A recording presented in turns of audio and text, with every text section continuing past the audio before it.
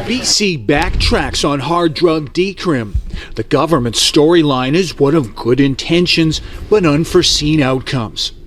But was information available early on that could have put them on a different path? We were looking at everyone who is diagnosed with an addiction, involved with courts or corrections, and experiencing other kinds of indicators of hardship. Julian Summers is an SFU psychology professor who led a decades-long study that drew data from the medical, justice, and housing bureaucracies to track patterns in addiction and crime. $40 million was spent, and dozens of academic papers were published based on that data. One conclusion was that getting people properly housed was a top predictor of success for people suffering from addiction.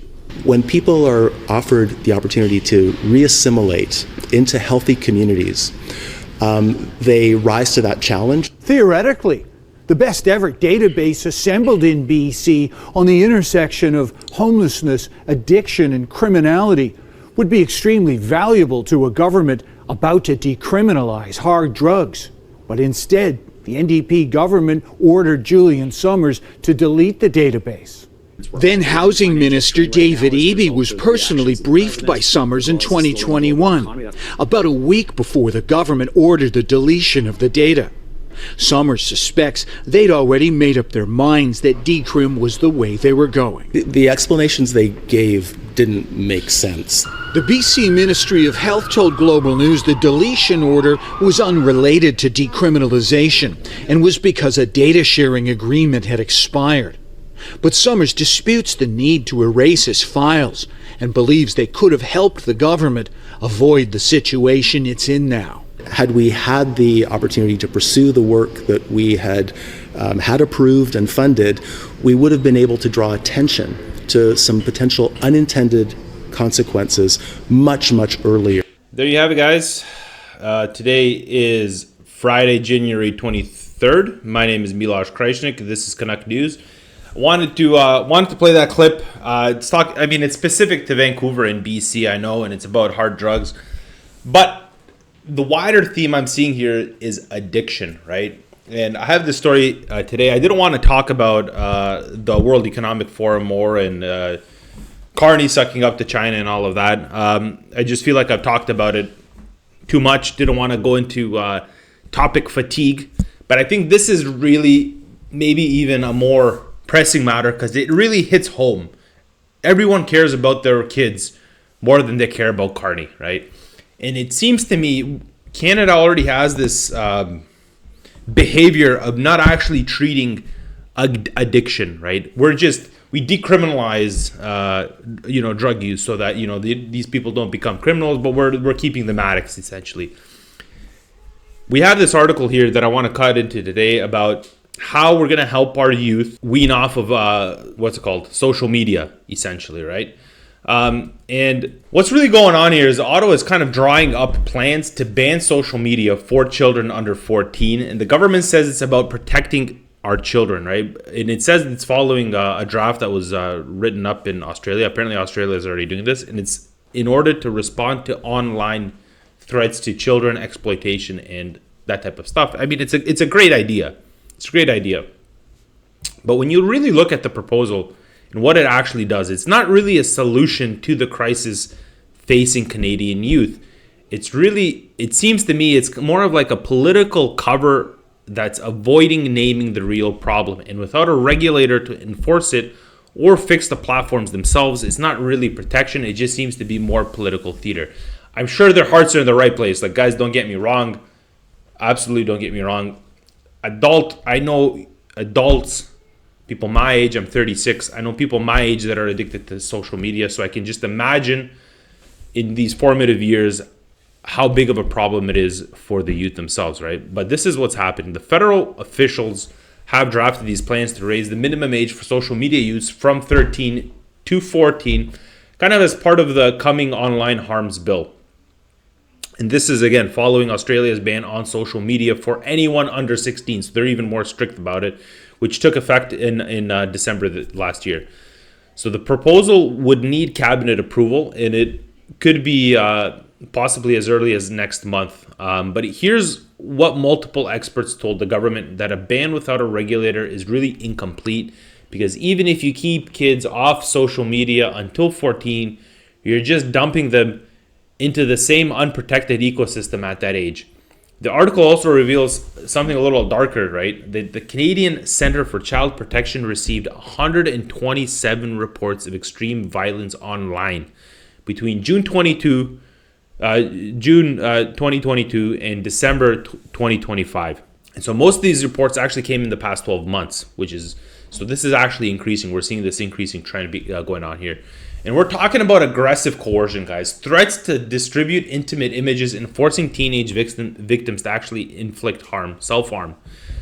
And online violence is obviously targeting girls in an upward trend, right? So the question isn't where there's a problem. The question is whether this ban is actually going to address it. I'm going to jump into the article real quick, just so you guys can see what's going on here. It goes, the federal officials have drawn up plans to include a ban on social media for children under the age of 14 in the government's coming online harms bill, part of a suite of possible measures aimed at protecting young people in the digital space. 3 sources told the Globe and Mail. Okay. The proposal follows the social media ban for young people under 16 that took effect in Australia in December. The move has caused other countries, including Canada and the UK, to consider following the Australian example. In Canada, there is currently a ban on social media used by children under the age of 13, though many children circumvent it by pretending they are older. I mean, if you just have like a pop-up box saying, confirm you're not 13, and you can read, it's very easy to tick the box and confirm you're not 13. So I mean, like, how much of a ban does Canada actually have on people that aren't 13 to enter? And if their solution is going to be to do more of the same, just for 14, you're just adding to the nonsense, right? To the nonsensical solution that you have to trying to help these kids not be exploited online, right? I think that there's a general wider story to telephone use amongst the youth that we should generally be stricter with. But I'm going to get into that in a bit. It goes, the proposal to raise the cutoff age to 14 would first need cabinet approval. Ministers are expected to consider the measure as early as next month, according to 2 of the sources. They said there have also been discussions between civil servants and government departments in recent weeks about whether a new regulator would be required to police the ban. The Globe is not naming the sources who are authorized to speak. And it goes, millions of young people have left major social media platforms such as X, TikTok, Instagram, and Snapchat in Australia in the weeks since the under 16 ban came into force. So here's the thing with this. The social media doesn't have to be a bad thing. It just depends what kind of content is allowed. So TikTok, for instance, is a Chinese app. The thing is, in China, it's an educative social media platform. Like, you don't have people dancing to stupid stuff on TikTok. You have people learning things. Like, they've wired the algorithm in China to push education, right? So they're learning over TikTok, right, in China. We're degrading cognitively over TikTok in the West. I don't know if the solution is to get the kids off of TikTok or off of social media specifically, or whether the solution is for Canada to be a little more strict on what kind of things the youth are able to actually watch over these platforms, right? And I know that there's Canada's already trying to get the U.S., and it's a part of the USMCA talks. Canada's wanted to have a say into the algorithms of content creators like Netflix to send more Canadian content and all of that. The new online harms bill, a replacement for a previous bill that was tabled in 2024 but died when Parliament was dissolved ahead of the past federal election, is expected to be introduced within months. It goes, the government is looking at introducing new protections that would shield youth under age 18 from targeted marketing in a forthcoming separate bill that would update privacy legislation and would be introduced by AI Minister Evan Solomon, the source said. So that's actually not bad. not targeting the youth for advertising. I think that overall child safety, like this is all very positive stuff. The other solution is just not to sell the devices to the youth. That's honestly probably the simplest solution to everything. Is like you have to show up with government ID to show how old you are in order to buy a cell phone. I mean, that would probably be the simplest solution from cutting all of this out.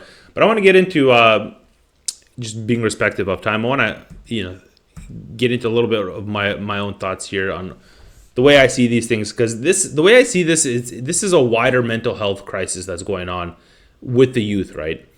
And it's actually documented and it's accelerating. So when we say let's start with something Ottawa isn't saying out loud, right? And that Canadian youth mental health has collapsed over the last 15 years, quite literally since cell phones came into regular use, right?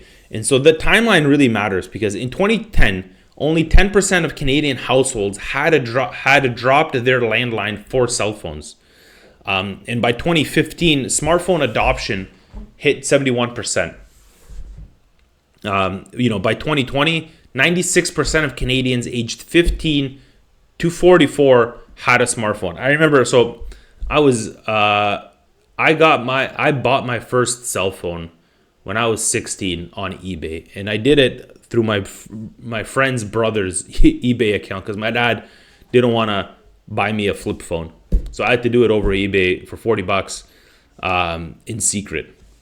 So like that was 2006. That was 2006. So guys, now look at what's happening to the youth mental health during that exact same period. From 2011 to 2018, the prevalence of poor or fair mental health among Canadian youth has increased steadily. The diagnosed mood and anxiety disorders have also increased. Mental health consultations have also increased. All of it mostly strongly among women. But guys, it gets even more specific, because among grade 10 boys, the percentage reporting they felt sad or hopeless jumped from 15% in 2010 to 25% in 2022. That's a 10% increase, guys. That's drastic. That's serious concern. And among grade 10 girls, it went from 27% in 2010 to 54% in 2022. That's half of grade 10 girls feel helpless. That's sad. That's not a marginal shift, guys. This is a generational collapse. That's quite depressing. And here's the part that should really terrify every parent. Between 2010 and 2013, antipsychotic and antidepressant prescriptions for kids 18 and under increased by 33% and 63% respectively. That's massive. Everybody is on antidepressants. That is actually terrifying. In Ontario, moderate to serious mental health distress among teenagers rose from 24% in 2013 to 34% in 2015 to 39% in 2017. So we went from 24% in 2013 to 39% in 2017, guys. That's in 4 years. We went up like 14%.